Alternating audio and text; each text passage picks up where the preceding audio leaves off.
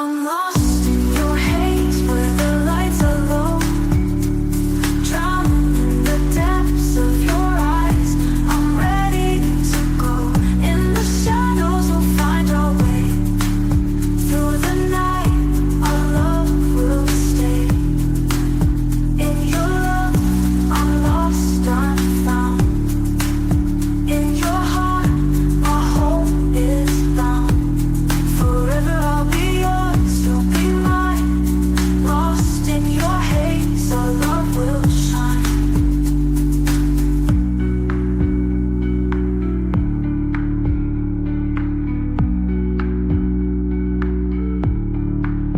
In your love, I'm lost, I'm found. In your heart, my home is bound. Forever I'll be yours, you'll be mine. Lost in your haze, our love will shine.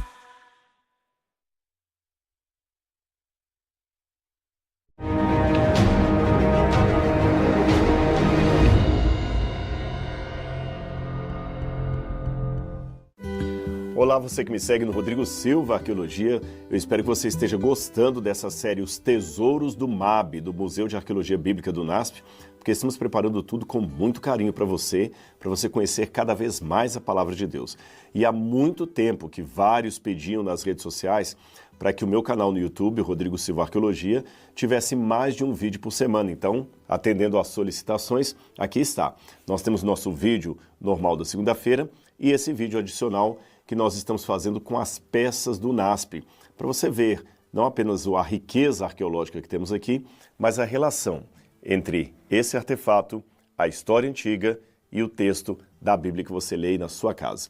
Então, se você não é inscrito no canal, está aqui o meu convite, se inscreva, ative o sininho de notificações, assim você vai ser sempre avisado quando eu postar alguma coisa inédita aqui, e também aproveite para baixar o aplicativo do curso A Bíblia Comentada. O aplicativo A Bíblia Comentada, você pode encontrar na Apple Store.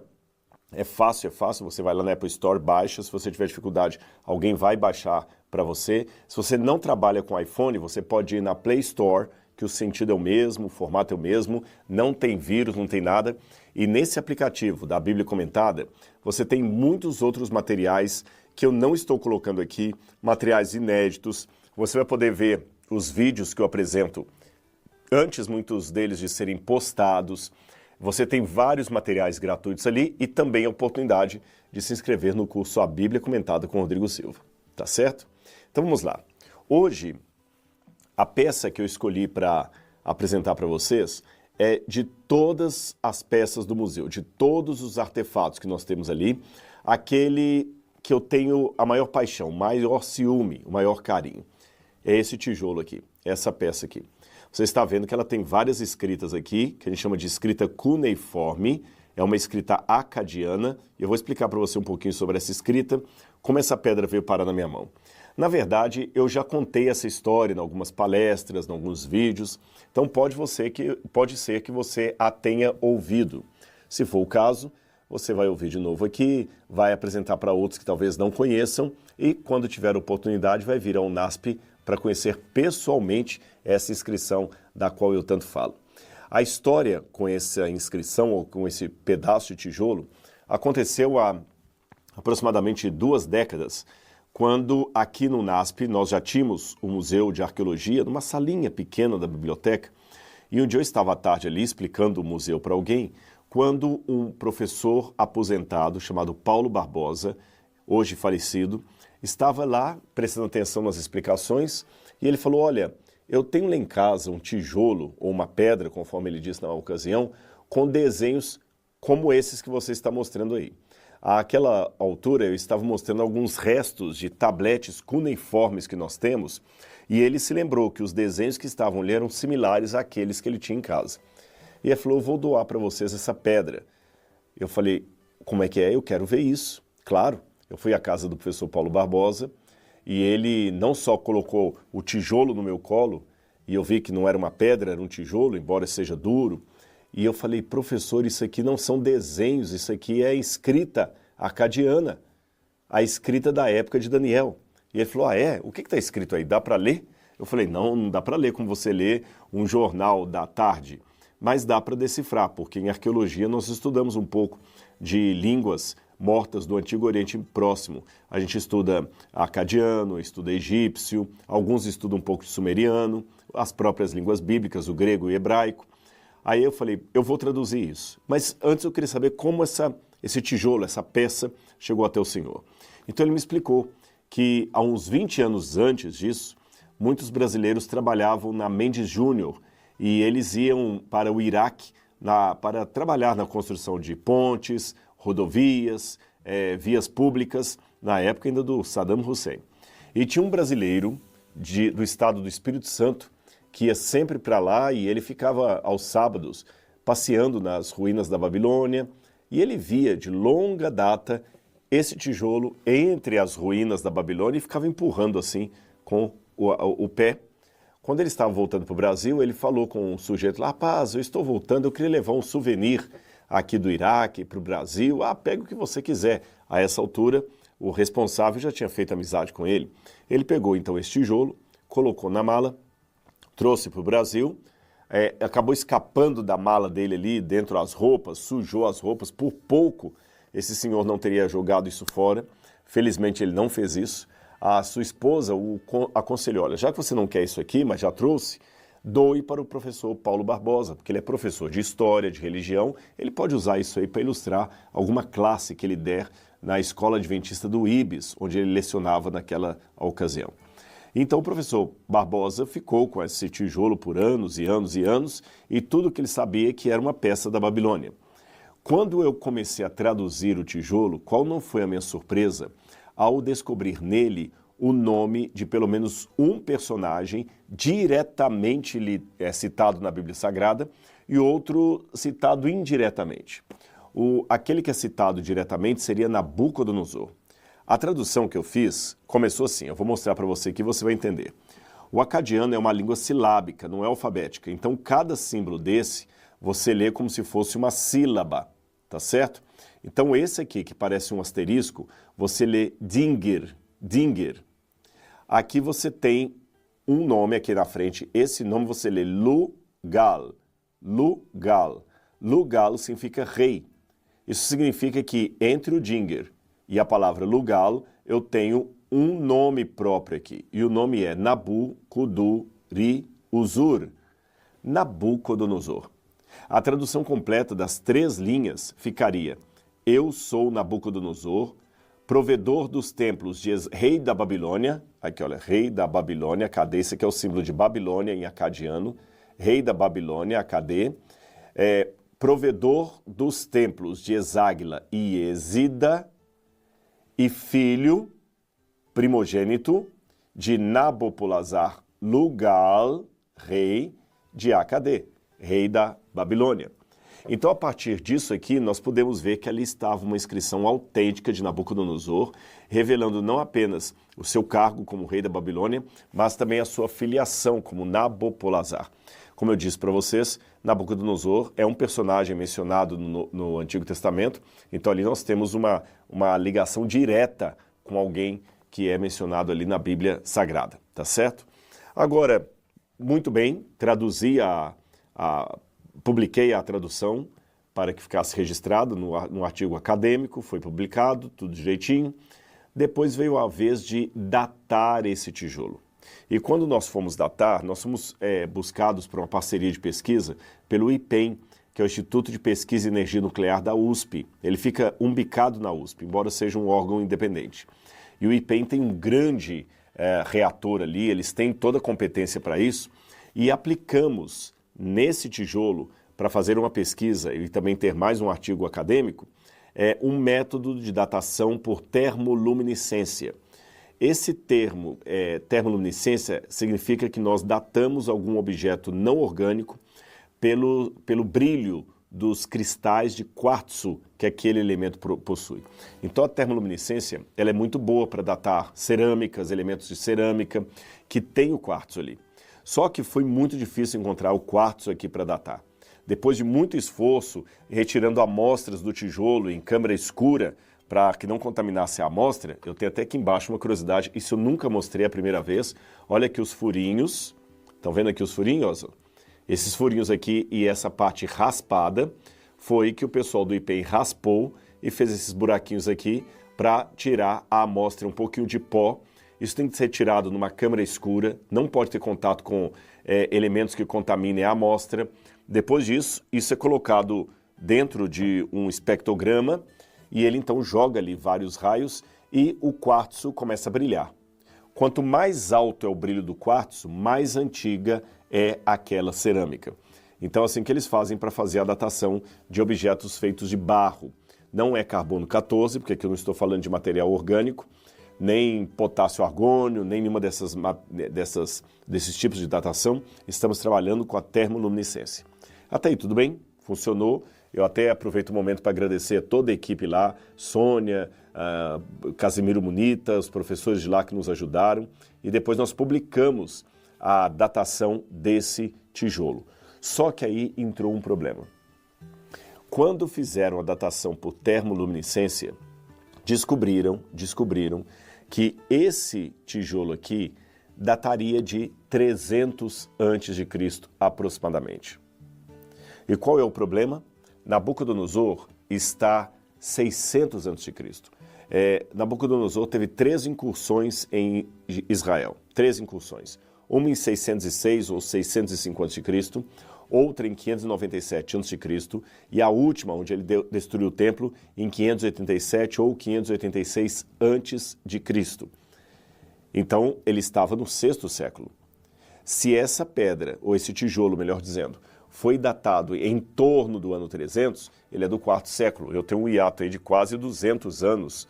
Como é que a gente explica isso? Dizer que é uma peça falsa, forjada, não faria sentido, porque quem ia forjar uma inscrição dessa há 2.300 anos no passado? Trabalhar com a margem de erro também não dava, porque mesmo que eu jogar uma margem de erro aqui há mais de 50 e poucos anos, ela não vai atingir o ano 600, que era a época de Nabucodonosor. Como resolver esse dilema? Então eu me lembro que o professor Casimiro Munita falou comigo, Rodrigo, fica tranquilo.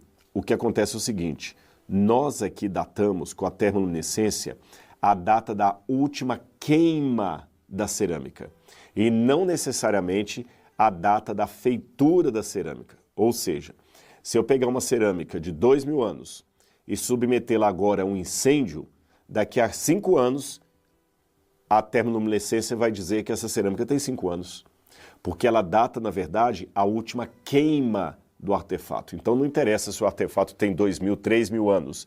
Se ele sofrer um incêndio hoje, como aquele que aconteceu no Museu Nacional do Rio de Janeiro, a termoluminescência vai dar a data do último incêndio, da última queima. Então, será que não existiria algum indicativo na Babilônia de algum incêndio que justificasse essa data?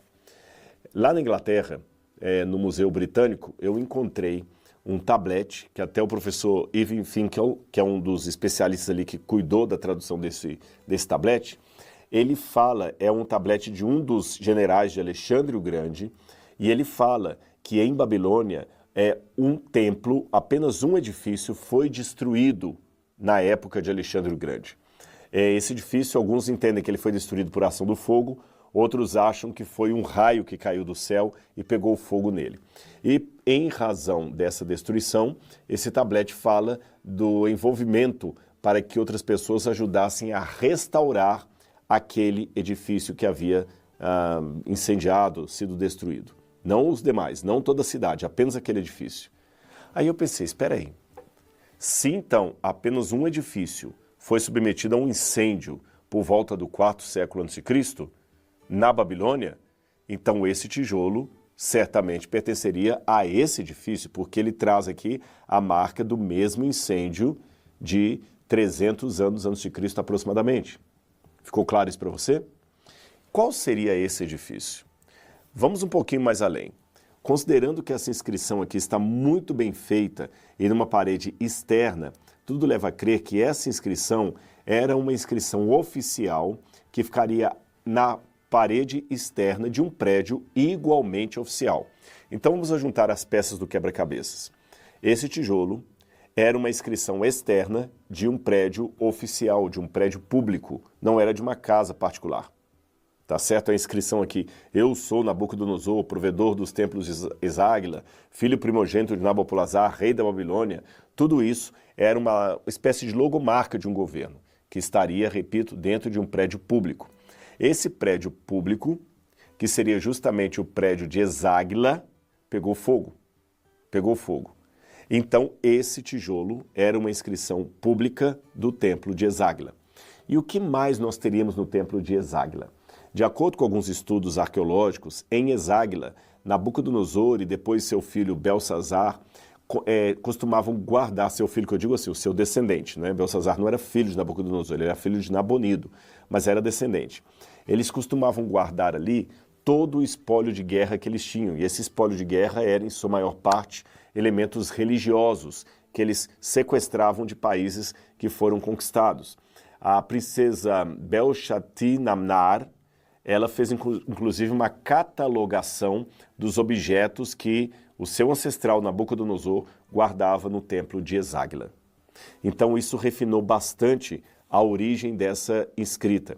Aqui eu tenho uma inscrição externa do templo de Eságuila, que ficava no coração da cidade e que pegou fogo, foi destruído na época de Alexandre o Grande, ou um pouquinho depois de Alexandre o Grande. E tudo isso foi datado pela termoluminescência, pela tradução que eu fiz. Agora, eu quero ler uma passagem da Bíblia para você.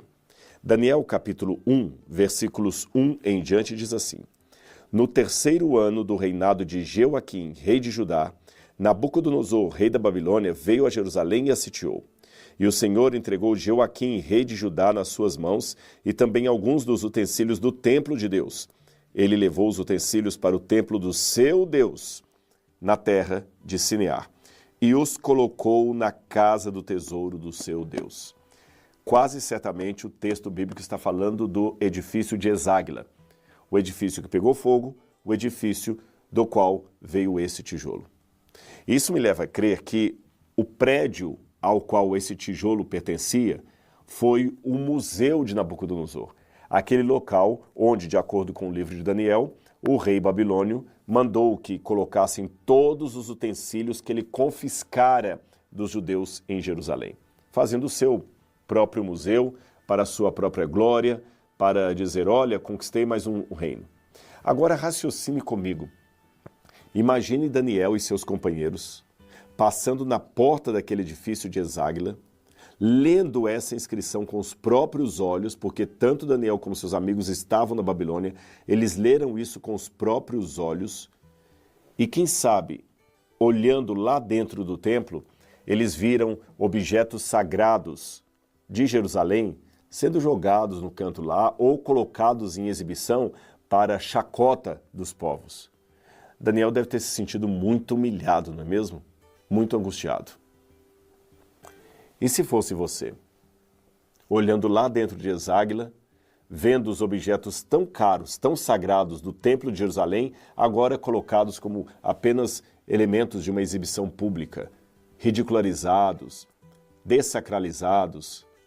Daniel e seus amigos, quando viram isso e leram essa inscrição que eu mostrei para vocês, porque Daniel a leu com seus próprios olhos, eles devem ter ficado bastante desanimados. Eles devem ter questionado, Senhor, mas Jerusalém não é a tua cidade, por que o Senhor deixou isso acontecer? E agora, a posteriori, 2.600 anos depois, estando aqui no NASP, aqui no Brasil, falando de arqueologia, falando do livro de Daniel e mostrando esse artefato arqueológico, eu chego a uma conclusão. Deus queria mostrar para o profeta que ele é o Senhor da história, que além da circunstância presente e imediata, existe uma providência de Deus trabalhando. É como se Deus falasse assim, calma Daniel, fica tranquilo, eu ainda tenho a história sob meu controle. E lá no final do livro de Daniel, Deus fala com ele assim para acalmar o coração do profeta quanto a muitas coisas que ele não entendia. Deus falou com ele o seguinte, mas você Daniel, Daniel 12, verso 4, feche com o selo as palavras do livro até o tempo do fim.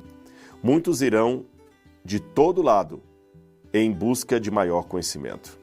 Então eu, Daniel, olhei E eis que estavam diante de mim 2 anjos, um numa margem, outro da outra margem. E um dos anjos disse ao homem vestido de linho que estava acima das águas do rio: quanto tempo decorrerá antes de se cumprirem todas essas coisas extraordinárias? O tempo passou, como eu falei, 2.600 anos, e parte daquilo que Daniel viu, Deus já cumpriu. Aquela inscrição que ele leu com os próprios olhos, numa atitude de desprezo ao povo judeu, na porta de um museu que dessacralizava as coisas de Jerusalém, essa mesma inscrição hoje veio parar num outro país, num outro museu, que, diferente do da Babilônia, enaltece a palavra do Senhor. Você viu como Deus tem o controle da história nas suas mãos? Você percebeu como a arqueologia, não sendo apenas um conhecimento da história, mas também um conhecimento teológico, nos faz ligações importantes com a vida, com a Bíblia, e torna tudo isso relevante para a nossa existência? Se você está gostando desse conteúdo, então deixe o seu comentário aqui, eu quero ouvir a sua opinião. E semana que vem eu vou trazer outro artefato arqueológico para o seu conhecimento. Um abraço e até lá.